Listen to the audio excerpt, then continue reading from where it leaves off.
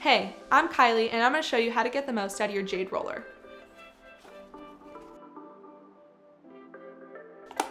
On the back of the box, there are instructions on how to use it. Just follow those. Okay, I'm joking. I'll show you. This roller feels amazing to use and helps press product into my skin. It's great to store in the fridge for extra anti-inflammatory benefits to help with puffiness and bags. Start out with clean skin, so make sure you've washed your face first. If you're going to be using a face mask first, put the mask on and then roll it into your skin. This helps press the serum from the mask into my skin. Then, when I'm ready to moisturize, I apply a serum, or you can add your favorite oil or moisturizer, to my neck, face, and eye area, and start rolling. Don't skip the neck. Ugh, wrinkly necks?